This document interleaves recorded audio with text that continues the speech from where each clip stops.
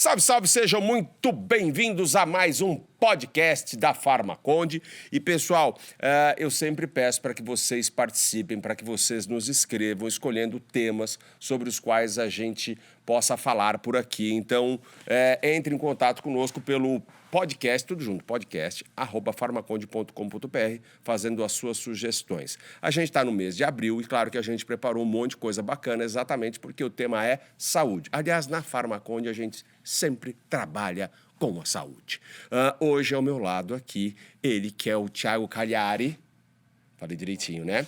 Que é economista, professor do ITA, imagina só, e também Bruna Borges, que é psicóloga, formada pela USP também, vamos falar o que é verdade, e ela tem especialidade exatamente em luto, mas não só isso, em saúde mental. E daí você pode pensar, Vinícius, espera aí, mês de abril, saúde, você está com um economista, uma psicóloga, como assim? É justamente, pessoal, porque a gente vai estabelecer aqui algo que já existe no dia a dia, que é exatamente a relação do bolso com a cabeça.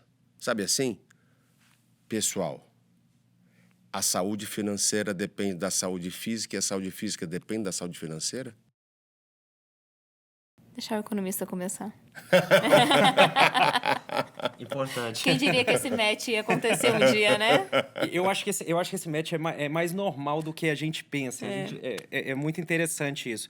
Porque eu acho que é verdade. É muito verdade. Existe toda uma dependência, uma aproximação entre saúde financeira e saúde mental. É muito difícil saber qual que é a relação de causalidade nisso tudo. E provavelmente existem várias causalidades, né? Sim. Mas eu acho que é muito realidade que quando a gente tem uma saúde mental, existe uma aproximação, uma relação muito forte, simbiótica, com saúde financeira. E o contrário também me parece ser verdadeiro. Sim, sem dúvida. Porque a gente tenta compensar muito de várias formas, né? E uma delas acaba sendo com dinheiro, né? Seja para compensar emocionalmente numa compra, seja uma compra por impulso, ou até mesmo uma compra realmente compensatória, que aí vai desde uma viagem, eu não tô bem, então preciso de uma viagem, né? Então deixa eu viajar esse fim de semana, vou comer alguma coisa, vou sair com alguém. E vou tudo dar isso uma passeada no shopping. Opa, né? Comprar umas roupinhas, igual as moças brincam, vou comprar uma blusinha para ficar feliz, né? Então a gente vai relacionando muito o ter, que é o conquistar, comprar algo, com felicidade também, né? Mas existem outros aspectos dessa relação, desse match, adorei o termo que vocês usaram, que eu acho que são aspectos pertinentes também. Como, por exemplo, se a gente começar falando aqui do poder aquisitivo, né? Se a gente levar em consideração que boa parte da nossa população vive aí com o salário mínimo, que é um salário mínimo defasado, o economista me permita, né? O poder aquisitivo mais baixo, ele vai necessariamente trazer consequências psicológicas. Como é que as pessoas podem lidar com isso? Momento que os dois estão aguardando. Porque são questões bem complexas, né? Obrigado. São vários pontos em uma Eu ganho a vida né? assim, vamos lá. Eu acho que existe realmente uma dificuldade que como você bem falou, Vinícius, nós temos uma defasagem que vem se complementando há algum tempo no salário mínimo. O salário médio da população tem caído. Nos últimos anos, o salário médio da população tem caído. Então, a vida social da população tem se tornado mais difícil. O poder aquisitivo vai caindo por conta do poder de compra, da inflação. A inflação está subindo mais do que o salário, então o salário médio cai. Então, isso é complicado de lidar, porque isso influencia a sua saúde mental, isso influencia a sua capacidade de financeira e de vida, né, de alguma forma, influencia a sua capacidade financeira de poupança, de investimento para o futuro, porque se você tem limitações cada vez menores, com preços maiores, como é que você vai investir, né? Então, tudo isso é muito complexo, tudo isso é muito fácil, muitas vezes, a gente falar que é preciso poupar, mas como lidar isso com a população que realmente está vendo o seu bolso ficar cada vez mais apertado. E aí você, por exemplo, percebe que as pessoas, não só aquelas que dependem do salário mínimo, mas aquelas que não conseguem comprar aquilo que elas anseiam, elas piram mesmo? Sem dúvida, até a frustração. Acho que a gente até falava aqui antes, né, sobre pai e filho. ver o filho falando, não, porque meu amigo tem isso, que eu gostaria de algo e não poder proporcionar para uma criança, né? Desde uma coisa simples, às vezes um sapato da moda, algo do tipo, e também a família como um todo, né? O quanto vai se compondo e principalmente vai vendo em cima de muita frustração. Porque, querendo ou não, o dinheiro auxilia muito em muitas conquistas, né? Não é a finalidade, mas é um meio para muita coisa para a família. Então, acaba com que a família vai se frustrando muito e também, né, quem é o provedor da família, acho que isso vai desmotivando demais. Porque você não vê o sair daquele lugar. É como se você nadasse e não saísse do mesmo lugar, né? E o que você fala sobre a moda, muitas pessoas reputam a moda uma condição supérflua. Ah, não, mas tá.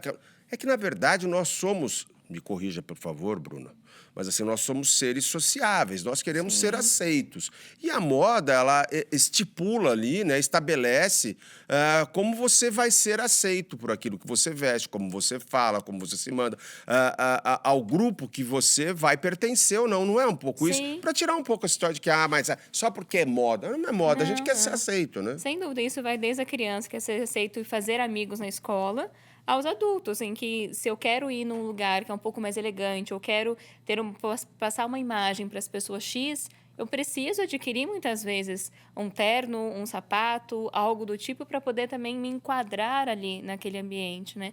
E também me sentir bem comigo mesmo. Porque se eu só visto aquilo que dá, aquilo que está disponível, não necessariamente aquilo tem a ver comigo, né? Aquilo tem uma relação comigo. E aí, para conseguir, né, viver dentro desse padrão financeiro, né, que aí seria um salário mínimo, como a gente falava, a pessoa tem que abrir mão tanto de tanta coisa, e muitas vezes, principalmente dela mesma, que aí um caminho muito preocupante pensando em saúde mental. Porque quando você abre mão tanto de você, o que vai sobrar? Né, no fim das contas. E acho que aí até um ponto aí que eu jogo lá para frente, né, tanto no nosso assunto, mas o quanto também a falta do apoio, né, dessa questão emocional, psicológica, até mesmo psiquiátrica na rede pública, que também acaba com que a pessoa também acaba não conseguindo esse acesso. Né? Aí a gente vai falar um pouco sobre organização para chegar aí. Sim. Antes disso, Tiago, eu queria me aproveitar para saber, que lógico que tem o olhar da Bruna sobre essa pergunta que eu vou te fazer, mas assim, realmente a nossa relação com o dinheiro tem muito a ver como os nossos pais lidaram com o dinheiro na nossa infância? Você percebe isso como economista? Eu acho que em todas as questões econômicas, se a gente estiver falando de indivíduo, estiver falando de questões econômicas de países, de regiões, de tudo que for, a experiência passada é muito importante para explicar a nossa situação atualmente. Então, toda a relação econômica, ela tem uma dependência passada, ela tem uma dependência da trajetória que ela passou. Então, realmente, quando a gente trata dessa forma, no contexto do indivíduo, e eu acho que talvez você possa até falar melhor do que eu sobre essas questões, isso tem um peso. Isso tem um peso claro, né?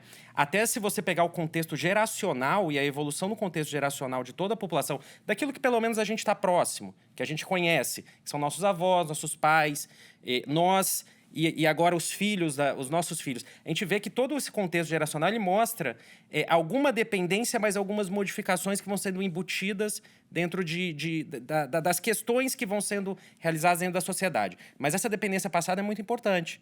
É muito importante. E como vencer ela, ou como trabalhar com ela naquilo que é ruim, naquilo que é bom, talvez seja importante a gente mimetizar e levar para frente para a sociedade. Mas aquilo que é ruim é uma questão também social, é uma questão de mudança de hábito, mudança de atitude, mudança de valores, de princípios, né?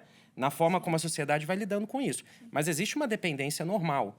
No seu consultório, Bruna, tem filhos endividados de pais endividados? Ou tem aquela história do pai rico e o filho pobre? Tem.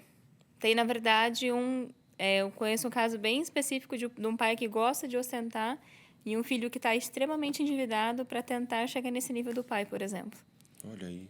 Para tentar provar para o pai que ele também conseguiu, né? Por mais que... E não conseguiu. Não, na verdade, tem essas dívidas aí que ele não conta para ninguém, né? Meu Deus. Mas, assim, isso é tão presente que dentro de psicologia familiar a gente estuda a parte econômica da família.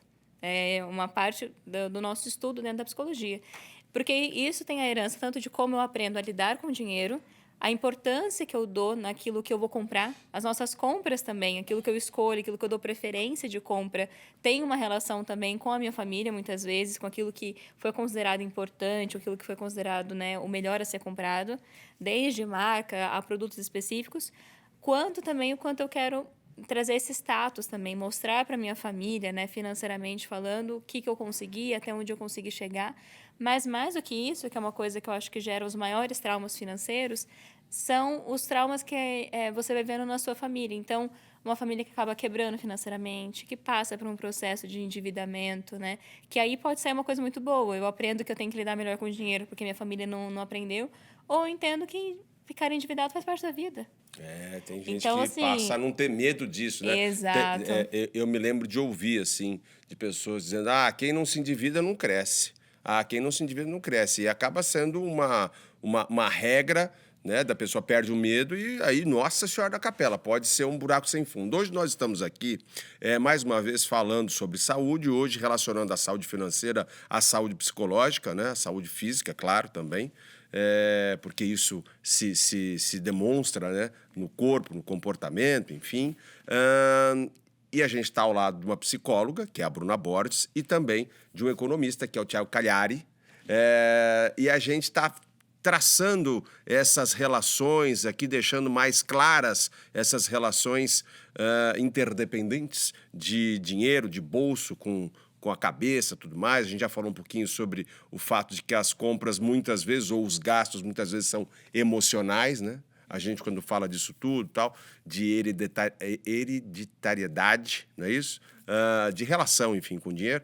Mas, para continuar na parada da família, eu li que uma das maiores causas de divórcio no Brasil é a chamada infidelidade financeira. Quando do casal não tem um comprometimento, não tem a mesma relação com o dinheiro e leva aquele casal para o endividamento ou esconde o quanto ganha, o quanto tem. Faz sentido isso?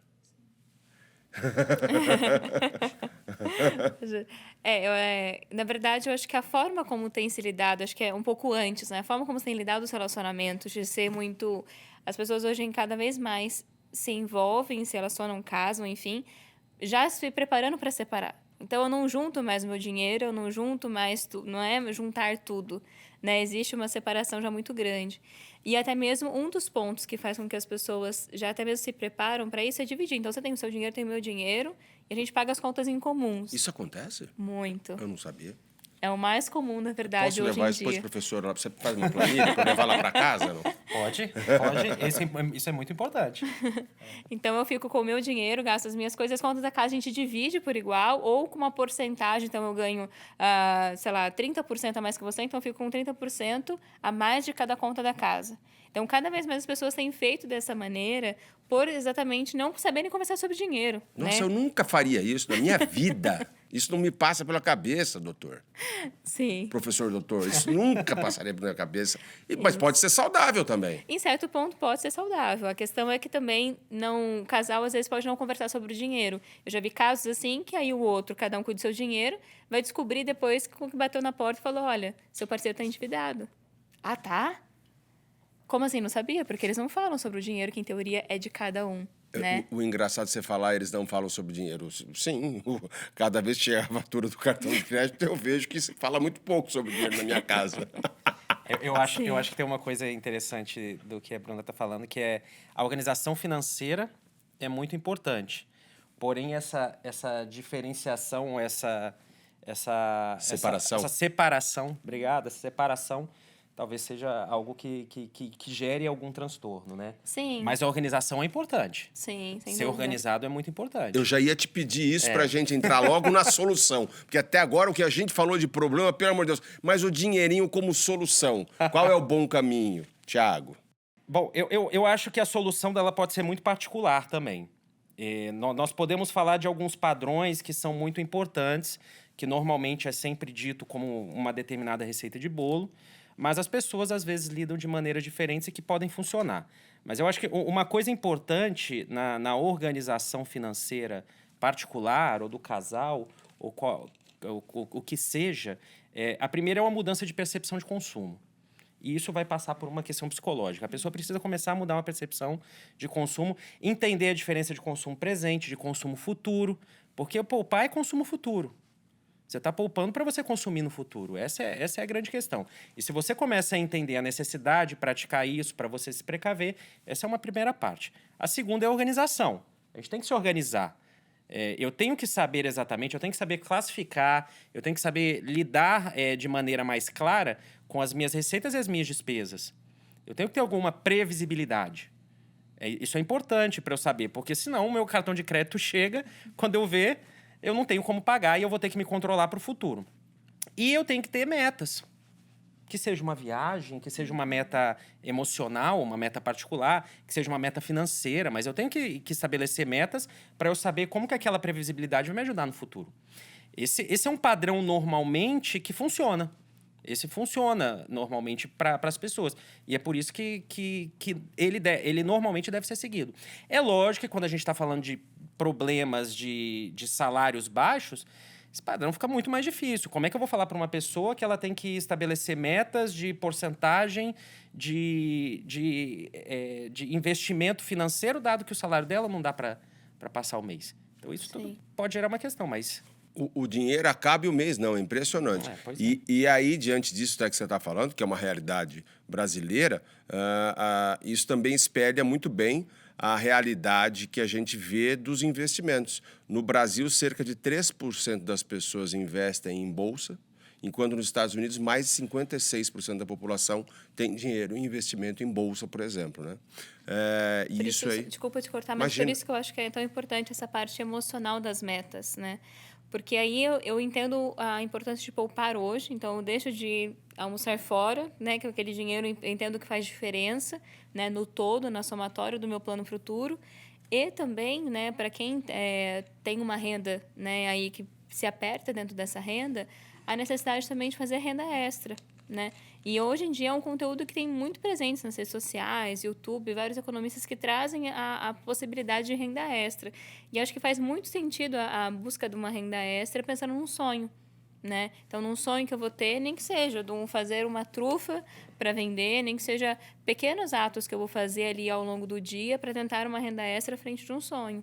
Só que toda a nossa mudança comportamental que vai acontecer, ela exige um porquê emocional. A gente não muda nenhum comportamento se aquilo não faz sentido para mim emocionalmente. Eu posso entender. Por exemplo, eu entendo que é bom ir na academia todos os dias, não significa que eu estou lá todos os dias. Então, a parte afetiva disso tudo ajuda em muito, né? Da mesma forma como ela pode muito atrapalhar, como a gente falou no começo, ela pode muito ajudar a eu ter claro aquele plano, aquele sonho, quanto aquilo vai valer a pena. E aí vocês imaginam agora, extrapolando aí, quebrando o limite disso, para a gente ir, de repente, para algo mais concreto. O que movimenta mais uma pessoa? É o desejo de um futuro tranquilo? É uma viagem? É um investimento em um bem material? O que vocês, como profissionais e que têm experiência, aconselhariam as pessoas a investirem, a estipularem como meta? Eu acho que é um momento de vida, desculpa te cortar, mas cada um tem um momento de vida. Talvez para uma pessoa seja casar, e eu quero um casamento dos meus sonhos, talvez seja uma viagem, ou ter a minha primeira casa própria. Então, depende muito do momento de vida de cada um. Mas, normalmente, é o mais imediato, que é o mais fácil, podemos assim dizer, da gente aguentar ou poupar a longo tempo. Então, uma viagem que eu vou fazer ano que vem, é muito mais fácil eu poupar do que para conquistar uma casa própria daqui a 5 anos. É verdade isso?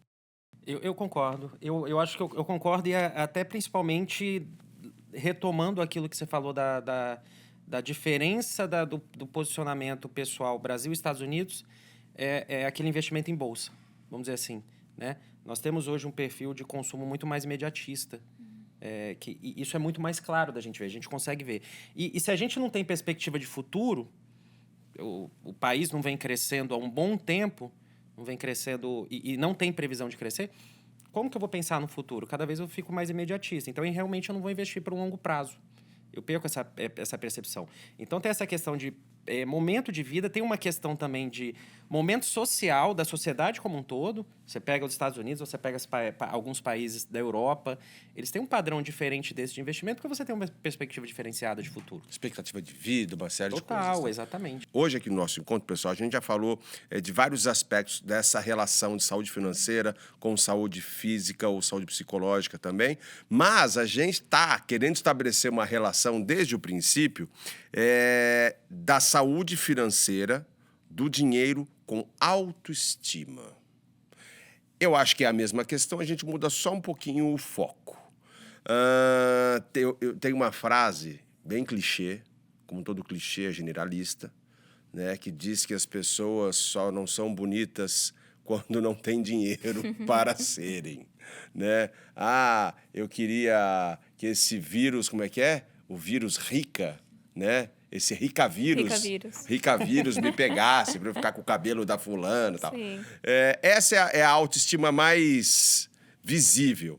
Mas, enfim, para a gente começar... Ou queria nascer herdeira, né? Essa é mais a moda agora, né? Trabalhar porque hoje eu não acordei herdeira. Então, enfim. A autoestima que é mais visível, que é dos bons cremes, da beleza, dos dentes bem arrumados, enfim. É verdadeira essa relação de dinheiro e autoestima? Eu acho que tem muito uma questão de possibilidade. Quando eu não tenho um X financeiro maior, as minhas possibilidades são menores, né? E aí isso engloba, eu posso tentar lidar com minha autoestima e trabalhar ela, porque na verdade é muito mais exterior do que exterior. O exterior só traz aquilo que está interiormente, na verdade, né?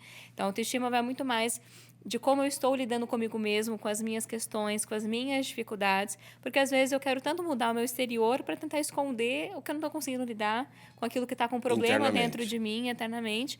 E aí eu acho que eu preciso de todas as cirurgias do mundo, né? Eu preciso fazer uma lipro para amanhã, eu preciso da barriga de sei lá quem, e aí eu preciso...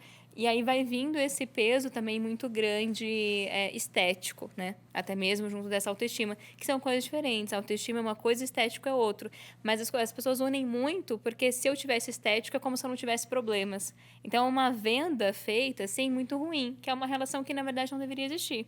Porque o meu estético não muda necessariamente a minha relação de autoconhecimento, de autocuidado, né? Porque aí entra muito mais em eu gostar de mim. E aí eu acho que para eu gostar de mim, eu tenho que ser igual a personagem X da TV. E na verdade, dá para gostar muito da gente por outras causas. Sim. E dentre elas, o bolso cheio, não? Bom, é um perfil de... É uma visão de sucesso. Essa é a visão de sucesso tradicional, né?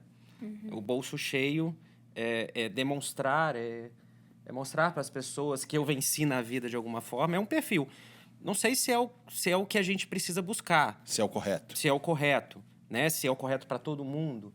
Se é o que a gente tem que, de alguma forma. Mas buscar novas formas e novas rendas, novas possibilidades de futuro, isso é importante. Mas se o perfil de sucesso é o bolso cheio, eu já não sei se a gente precisa seguir isso. Talvez fosse muito mais uma questão de felicidade, que é muito mais exato. Momentos de conseguir promover momentos de felicidade, que isso eu não preciso estar na Disney, né? Exato. Pode ser numa tarde na minha casa com a minha família. Então, quanto vai querendo colocar muito dinheiro para ter lá a felicidade, para ter lá o mundo perfeito, o corpo perfeito, o jeito perfeito, que aí vai se mostrando mais uma necessidade ainda maior de que eu tenho que ter o dinheiro hoje, né? Se vocês me permitem, aí é uma questão econômica, né? Todo perfil de identificar como que o mundo se desenvolve, ele sempre foi baseado no dinheiro. Nós convidamos você para isso. Então, se solta, vai lá. Então, ele sempre foi baseado no dinheiro. Como que a gente mede que o mundo está se desenvolvendo? Quanto dinheiro tem? PIB. Sim. PIB per capita, né? Se o PIB per capita está crescendo, PIB por pessoa está crescendo, então é porque o mundo está desenvolvendo. Só que há algum tempo já se vem pensando sobre novas medidas, por exemplo, a medida de felicidade, né? Será que só desenvolver o mundo através de ter mais dinheiro no mundo é a solução? É o que a gente tem que pensar? E entra totalmente nisso que você está falando. Até porque depois inverte. Porque se eu tenho um país que as pessoas não têm uma boa qualidade de saúde mental, são pessoas que não produzem. Se elas não produzem direito, atrapalha financeiramente o país. Então, traz uma coisa e também acaba atrelando a outra, né? Pois é. É uma questão... Parece que... Eu não sei para vocês, mas para mim parece que se eu tivesse na década de 60, eu estaria pensando nisso. Mas não, tá pensando nisso agora. né? Pelo menos na economia está se pensando nisso agora, que isso é importante, porque a gente nunca levou isso em consideração. E aí, daquilo que a gente estava falando no começo, essa relação psicologia e economia é tão importante hoje. Hoje tem pessoas que estudam psicologia e mostram o comportamento das pessoas que não é racional, ele é emocional, e está ganhando prêmio Nobel. Porque isso é importante da gente pensar. As pessoas não são racionais. Principalmente padrões de consumo. A Determinados compra padrões. mesmo não é um ato racional, é muito Dependendo mais da compra, emocional. é um ato muito mais emocional. Só que quando você vai estudar economia, você estuda o comportamento do ser humano imaginando que ele é racional. Sim. E não faz muito sentido. Tem determinados padrões de consumo que eles são mais racionais. Mas tem outros padrões de consumo que eles são estritamente, eu vou te chamar emocionais para não falar irracionais. Mas eles não são. Então, toda essa questão, é por isso que quando a gente começou a falar, parece um encontro que é diferente, mas não, é um encontro muito necessário. É um encontro muito necessário. E até porque, voltando a falar especificamente aí da abordagem psicológica disso que o Tiago está dizendo, muita gente acaba compensando nas compras ou no gasto, muitas vezes sem ter aquele dinheiro, para dar uma sensação de alívio naquela dor interna, não é não? É que eu quero ter dinheiro para eu ser. Né? Então, eu quero que o dinheiro compense uma coisa que eu acho que eu não tenho. Então, eu vou com o dinheiro, eu banco uma saída com as pessoas para mostrar que eu sou. Para tentar mostrar, vender uma forma, né? Então, eu compro uma roupa para mostrar que eu sou incrível, que eu sou elegante, que eu sou. Então, eu vou tentando ser pelo dinheiro. Só que o dinheiro, né? Uma coisa que meu pai sempre dizia, uma coisa que o dinheiro não aceita é desaforo. E quando, assim, você vai lidando com o dinheiro muito para ele tentar te promover para ser alguma coisa, quando ele acaba, você continua não sendo nada. Porque você não lidou exatamente com aquilo que você é. E aí o dinheiro acaba sendo uma forma de tentar ser através dele, ao invés de ajudá-lo com esse dinheiro, te ajudar a entender quem você é de verdade. Então aí você fica refém muito desse dinheiro, de ter que bancar quem você é, literalmente. Ao invés de usar do dinheiro para que ele trabalhe muito para você, para que te promover aquilo que é realmente necessário para você. E aí, nesses momentos que vem a compulsão, que aí eu não estou bem, então eu preciso de uma roupa nova. Né? Eu não estou bem, eu preciso comprar alguma coisa. E aí eu vou tendo esses comportamentos irracionais. Porque aí eu não estou bem, nossa, eu estou achando que eu engordei. Aí eu vi a moça da loja postando no Instagram uma roupa que ela tá linda. Então eu preciso daquela roupa para ficar linda, para dizer que eu estou bem. E aí, quando você falava de sucesso, Tiago, você estava dizendo, né? Mas será que o quanto a pessoa tem de dinheiro ou o quanto o país produz de dinheiro, né? O produto interno bruto, o PIB, per capita, por pessoa, será que isso é o denominador de sucesso, o determinante de sucesso? E aí eu dizia muito, eu há muito tempo sou chefe de famílias, né? E aí, assim, eu falava sempre à minha casa, quem é mais rico, né? Quem ganha 20 e gasta 25 ou quem ganha 10 e gasta 7? Com certeza o mais rico é quem ganha 10, pô. Porque tá sobrando 3 todo mês. Já o que ganha 20 tá devendo 5 todo mês. Daqui a pouco ele tá lascado. E as pessoas não têm muito isso. Aliás, um dos temas aqui propostos é exatamente que a gente fale sobre o tabu que é falar de dinheiro. Você percebe isso como economista? Ah, sim, com certeza. E isso para mim tá ligado a uma questão que é fluxo e estoque, que é renda e riqueza. Que é uma coisa que normalmente é uma percepção que foge muito da nossa vista. Vou utilizar o seu exemplo. Você está totalmente certo quando você fala que quem ganhou 10 e gastou 7 é mais rico, porque ele tem riqueza. Ele gerou mais riqueza, porque ele gerou um saldo positivo. O outro gerou muito mais fluxo. Então, o outro consumiu muito mais. O outro tem uma vida de posicionamento perante a sociedade no qual ele parece ser mais rico. Porque ele consumiu 25 mil reais enquanto o outro consumiu 7. Mas se você pegar ao longo do tempo, a riqueza não está nele, está no outro. Né? Mas o tabu de falar de dinheiro eu não sei vocês, mas quando você está conversando com amigos assim, basicamente ninguém quer falar o quanto recebe e normalmente esconde.